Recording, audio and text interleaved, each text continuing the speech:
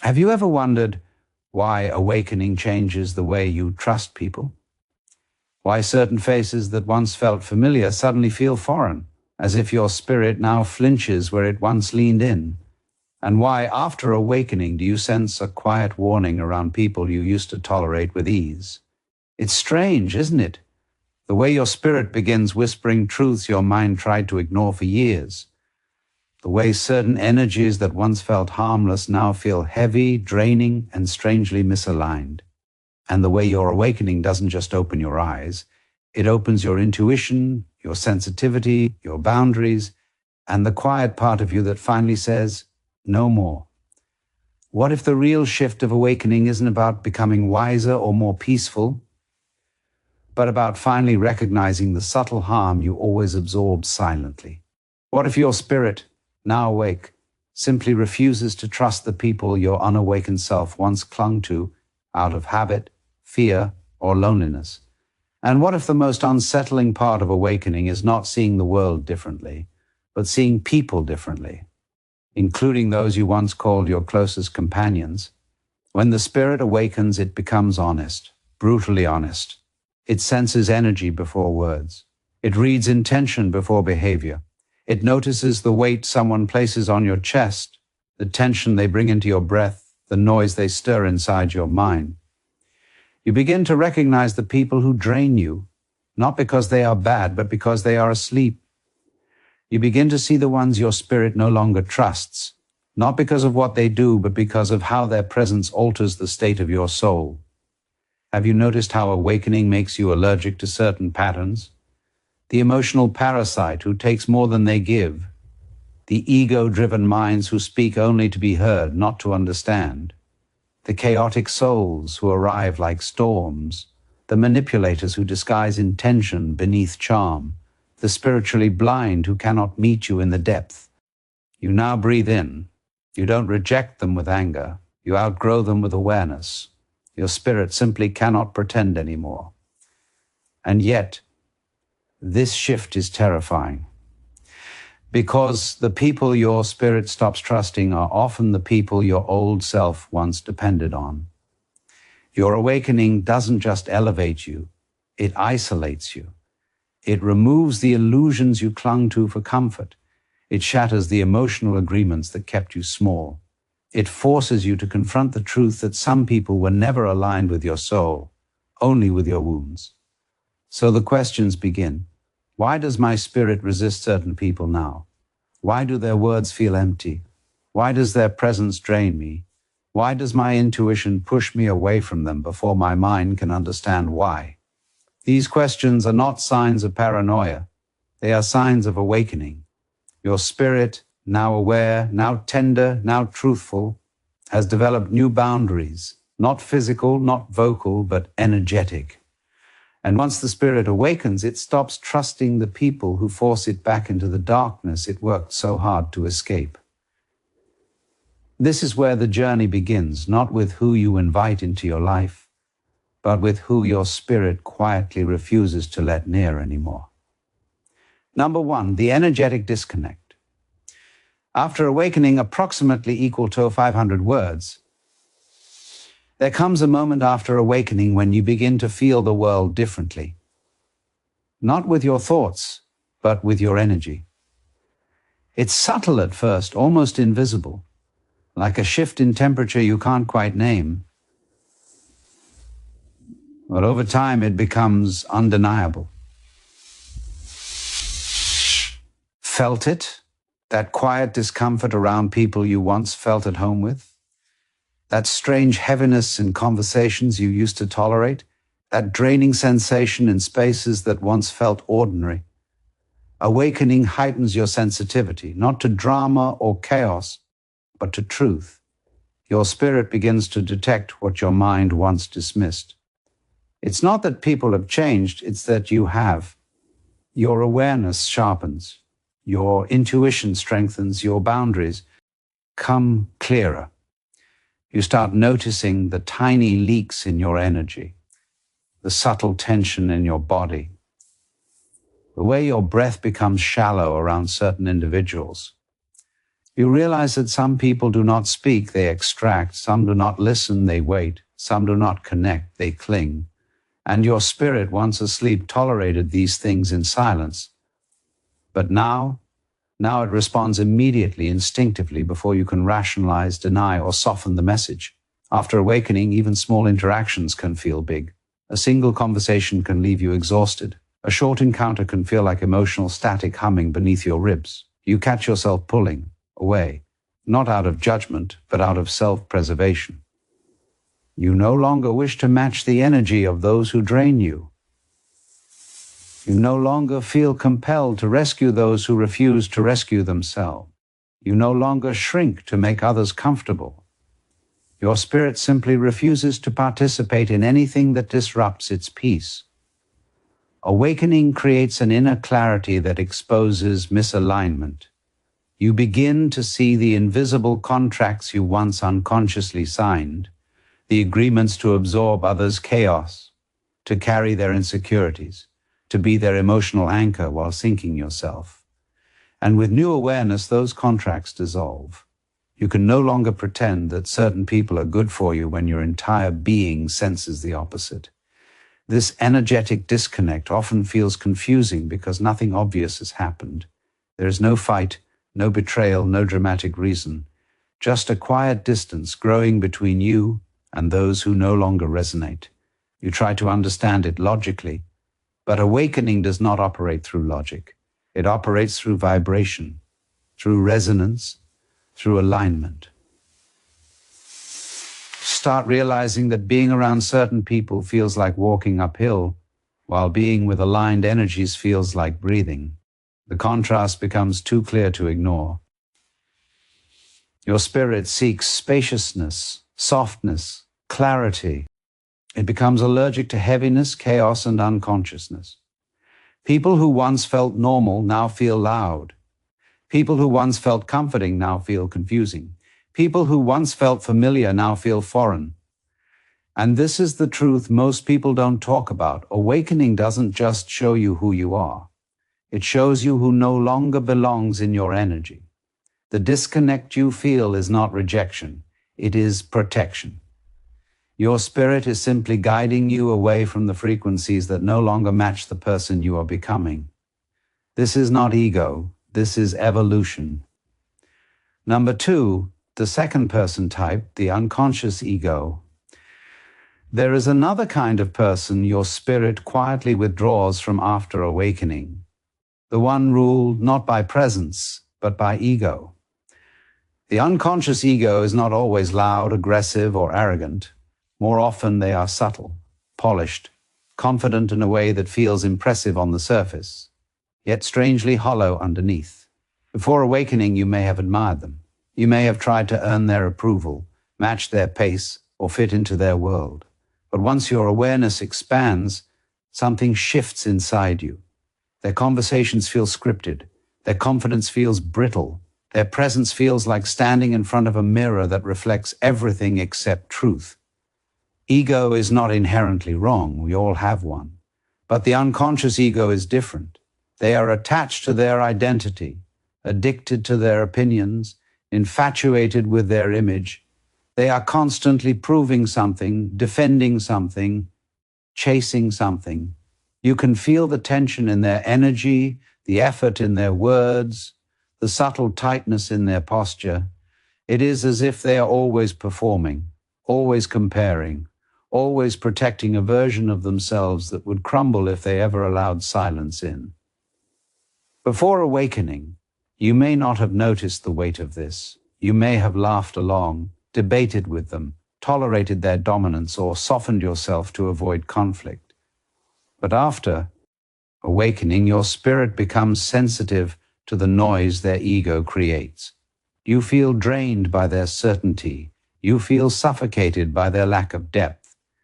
You feel unseen not because they reject you, but because they are too consumed by themselves to truly see anyone else. Have you ever spoken truth to someone who only hears what confirms their story? Have you ever shared your vulnerability with someone who responds with competition or dismissal? Have you ever tried to hold space for someone whose ego makes intimacy impossible? This is the realm of the unconscious ego, a world where emotional honesty feels dangerous, where contradictions feel like threats, where growth is resisted because growth requires humility. Awakening exposes these patterns instantly. You begin to sense that their presence pulls you back into the old self, the self that tiptoed, the self that postured, the self that shrank, the self that lived through the mind's need to justify rather than the spirit's desire to understand. And your soul, now awake, refuses to return there. The unconscious ego drains your energy not because they are toxic, but because they are disconnected from themselves, from others, from awareness. They speak from identity, not essence. They listen to respond, not to understand. They seek validation, not truth. Your spirit stops trusting them because the ego makes sincerity impossible. It makes vulnerability unsafe. It makes presence unreachable. You cannot build depth with someone who uses conversation as armor. You cannot build trust with someone who cannot see beyond their own story. You cannot stay aligned with someone who confuses dominance with strength and avoidance with peace. Awakening teaches you something profound. A person who is trapped in their ego cannot meet you in your awareness. And so, your spirit gently steps back, not in judgment. Compassion. Compassion for them, for yourself, and for the truth that no matter how much you may care, you cannot. Wake someone who still believes their ego is who they are. Number 3, the third person type, the chaotic mind. There is a kind of person your spirit grows uneasy around after awakening, not because they are unkind, not because they intend harm, but because their inner world is loud, restless, unanchored, the chaotic mind. You can sense it the moment they enter the room. Their energy rushes ahead of their presence. Their thoughts spill out faster than their awareness can catch them. Their emotions shift like weather patterns with no forecast. Before awakening, you may have mistaken this for excitement, spontaneity, or intensity. But after awakening, you feel the deeper truth. Their chaos is not aliveness, it is unprocessed pain wearing the mask of personality. The chaotic mind lives in constant motion. They fear stillness because silence would reveal what they've spent years outrunning. Their days are filled with noise, endless talking, reacting, worrying, overthinking, repeating patterns they never examine. Their nervous system is always in flight mode. Their presence is like static in the air. And your awakened spirit, now calm, now centered, now sensitive, feels that static immediately. Have you noticed how chaotic people make your thoughts speed up? How your body subtly tenses around them? How your inner peace feels threatened, not by their actions, but by the turbulence they carry within? It's not judgment, it's energetic contrast. Awakening makes your inner world spacious. Their chaos makes theirs tight. And when the two meet, something inside you instinctively recoils, not out of cruelty, but out of self-preservation. The chaotic mind is not inherently bad. They are usually lost, overwhelmed, or emotionally ungrounded. They may be kind, humorous, loving, or sincere, but their unresolved storms bleed into their interactions. They speak without listening, react without understanding, and feel without grounding. And you, now awakened, cannot breathe in their storm the way you once did. Their turbulence stirs old patterns within you, patterns you have worked hard to heal: hypervigilance, people-pleasing, emotional caretaking, or shrinking yourself to maintain harmony. Awakening teaches you that peace is not a luxury, it is survival. And chaotic energy, no matter how well-intentioned, is disruptive to the spirit. Not because chaos is evil, but because it disconnects you from your center. It pulls you into narratives that are not yours. It entangles your awareness with someone else's unprocessed emotions, and your spirit, now awake, now grounded, now honest, refuses to sacrifice its clarity for someone else's confusion. The chaotic mind often seeks calm people unconsciously. They are drawn to stability like a drowning person reaches for air. But without awareness, they can pull you into their emotional undertow. They vent, they unload, they spiral, not to connect, but to survive their own mind for a moment. And because you used to be empathetic without boundaries, you may have absorbed their turbulence in silence. But after awakening, this becomes impossible. Your spirit senses the cost instantly. Awakened souls crave presence, intention, and emotional responsibility. Chaotic souls crave distraction, intensity, and escape. The mismatch grows too loud for your spirit to ignore. So it begins to pull away, gently, quietly, compassionately. Not because you don't care, but because you now understand something essential. You cannot lose your peace to someone who refuses to find theirs. Your spirit stops trusting the chaotic mind, not out of superiority, but out of wisdom. Because awakening is not only about expanding your consciousness, it is about protecting the environment in which your consciousness can continue to grow. Number 4. The fourth and fifth person types, the manipulator and the spiritually blind. There are 2 more kinds of people your spirit grows distant from after awakening, and these final 2 are often the most difficult to accept. Not because they hold power over you, but because for a long time you believed you had to keep them in your life. But awakening reveals what comfort once hid. Some people manipulate your emotions without ever raising their voice, and others simply cannot meet you at the depth your spirit now calls home. The manipulator is subtle. They rarely appear as villains. Sometimes they are charming, disarming, soft-spoken, or even vulnerable. But beneath their surface lies an agenda, not always malicious, but deeply unconscious. They twist emotions not because they want to destroy you, but because they never learned how to face themselves. Manipulation is their survival language. They bend reality to avoid discomfort. They guilt, they pressure, they mislead, they perform. You can feel the hidden pull in their presence, the quiet way they turn your compassion into compliance, your empathy into obligation, your silence into agreement. Before awakening, you may have mistaken this for connection, closeness, or responsibility. You may have believed their needs mattered more than your boundaries. But after awakening, your spirit senses the knot behind their words, the tension behind their kindness, the quiet calculation behind their vulnerability. Something in you whispers, this is not truth, this is control. And once you hear that whisper, you cannot unhear it. Manipulators do not always intend harm, but harm arises just the same. They take advantage of your softness because they have yet to build their own. They borrow your stability because they have not learned how to stand alone. They depend on your clarity while hiding their motives behind emotional fog.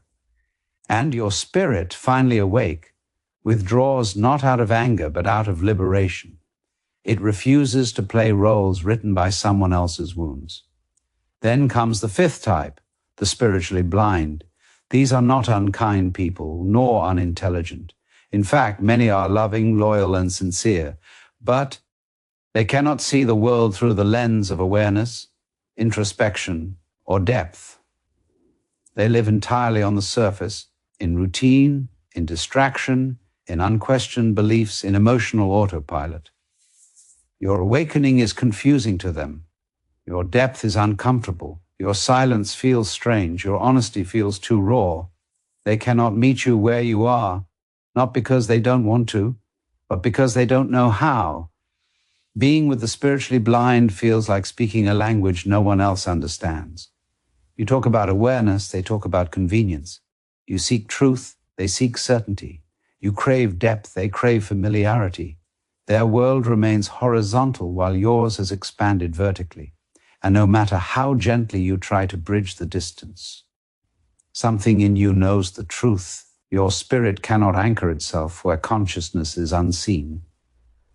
Awakening teaches you that alignment matters more than history, that resonance matters more than obligation, that depth matters more than comfort. Your spirit stops trusting manipulators because truth cannot exist where control is present. And it stops trusting the spiritually blind because intimacy cannot exist where awareness is absent. In the end, these last two people do not fall away because you reject them. They fall away because your spirit finally recognizes who you become when you are with them, and who you are meant to be when you are not. In the quiet aftermath of awakening, as your old connections loosen and your new awareness settles into your bones, you begin to understand something both heartbreaking and liberating. Not everyone can walk with you into the next chapter of your life. Some people are chapters, not lifetimes. Some are lessons, not destinations. Some entered your world to awaken you, not to accompany you. And when your spirit finally sees this truth with clarity rather than emotion, something inside you softens. Something inside you exhales. For the first time, you stop grieving the people you are losing and start honoring the person you are becoming. Awakening does not make you superior. It makes you honest, and honesty shows you that your energy is sacred. Too sacred to be drained, manipulated, or diminished by those who cannot meet you in the space you now inhabit. You begin to realize that protecting your peace is not selfishness. It is spiritual responsibility. You begin to understand that boundaries are not walls, they are doors you choose carefully. You begin to feel that trust is not given through habit, it is earned through alignment. Perhaps the most painful part of the journey is accepting that love is not enough to keep certain people close. You can love someone's humanity while recognizing that their energy is incompatible with your growth. You can appreciate their presence in your past while acknowledging that their presence in your future would cost you the self you worked so hard to uncover. This realization does not come with anger. It comes with clarity, a clarity that feels both tender and absolute, like a truth that has been waiting for years beneath your ribs, finally rising to the surface. And so your spirit, wise and awake, stops trusting the ones it once tolerated, not out of bitterness, but out of alignment. It knows that your peace cannot flourish in chaos. It knows that your depth cannot survive in shallow waters. It knows that your awareness cannot expand in environments that demand dormancy. Awakening teaches you that you are not responsible for healing others at the expense of yourself. You are not responsible for carrying people who refuse to walk. You are not responsible for holding on to connections that crumble under the weight of your truth.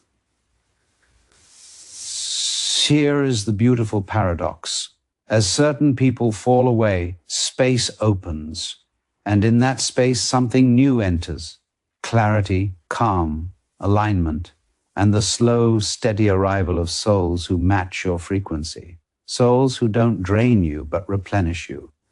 Who don't confuse you, but understand you, who don't cling to you, but walk beside you. These are the people your awakened spirit will naturally gravitate toward, not because they are perfect, but because they are conscious, present, aligned. So as you move forward, trust the withdrawals, trust the distance, trust the discomfort around the energies your spirit no longer feels safe with. Awakening is not just about seeing the truth, it is about choosing the truth, even when it costs you the familiar. And as you choose truth again and again, you step deeper into your own light.